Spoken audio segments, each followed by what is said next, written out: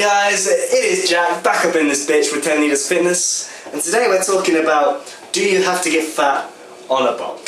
Okay, so to answer this, it really, in my mind, comes down to three things, right? The first one being initial leanness, so how fat you are when you start your bulk. The second one being how aggressively you bulk, so the amount by which you're in a caloric surplus. And the third one being what your actual definition of fat actually is, right? Because that's pretty fundamental to answering the question of do you have to get fat as such, the point you decide that you actually are fat, okay? So first I'm going to tackle the first 2 points, initial leanness and how aggressively you bulk, okay? So the reason they are obviously important is because when you're bulking, you're by definition in a caloric surplus, okay? So that means you're going to gain weight. And with gaining weight comes gaining fat, right? So obviously the rate at which you gain weight, along with the amount of fat you have initially, is going to be critical because the leaner you are to start with, the longer it's going to take to reach that important third point where you consider yourself fat, in conjunction with how quickly you're gaining that fat, right? That's basic maths, right? So my recommendations for that are going to be initial leanness. You're going to want to have some abs showing, right?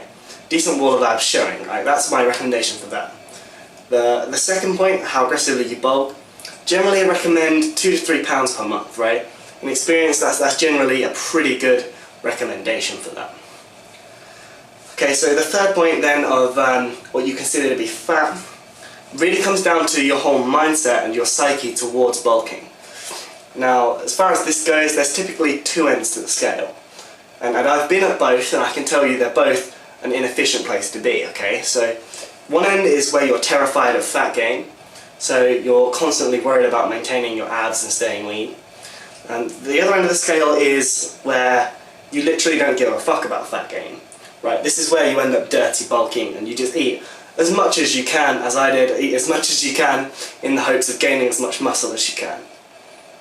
Okay, now, the reason these are both inefficient is because, and I've done both on different bulks, is if you're so concerned about staying lean, it then becomes very difficult to commit to the bulk and to continue to force yourself to eat the amounts of food necessary to achieve that weight gain. And then what you find happening is you're constantly checking the mirror for your abs, and when you're finding you'll lose them, you want to go on a mini cut, right, to try and maintain that leanness and look at your best. Okay, so the thing to remember is, if you're on a bulk, I mean, it's probably a good idea to accept that, and be somewhere in the middle where you accept that you're going to be looking less than your best at some point. Okay, at some point into the bulk, obviously depending on how lean you are when you start and how fast you bulk, you're going to look less than your best at some point, right? I mean, because if you're natural, it's really not realistic for most people to expect to stay lean and shredded year round. But at the same time, this side of the scale where you dirty bulk is also a bad and inefficient place to be, guys, because well, what I did was I bulked super hard, ate as much as I could, but I went from 55 kilograms to 72 kilograms, right? That's a crazy amount of weight gain. I'm going to put the translation in pounds up on screen for you to see. But yeah, not a lot of that was muscle, guys. There was a lot of fat gain there. So the reason that was actually efficient is because when I then came to cut, it actually took me months on end to cut all of that fat. And because I was then in a caloric deficit for such a long time, I actually lost a fair bit of muscle on my cut. So it actually ended up being pointless in the end. Because remember, guys, as a natural, your body can only gain muscle at a given rate. You can only gain muscle so fast. So once you're eating enough to achieve that given rate, which is usually given by around 2 to 3 pounds weight gain a month, if you're training and recovering right, then there's not really any point in eating a whole bunch more than that, because the logic that you're going to gain more weight with more food beyond that point is really a fallacy, right? It just doesn't work that way, guys. It's just not a good idea. So, like I say, two ends of the scale. It's a good point to be somewhere in the middle. What you find is that the first few months in, you should be looking and feeling all right.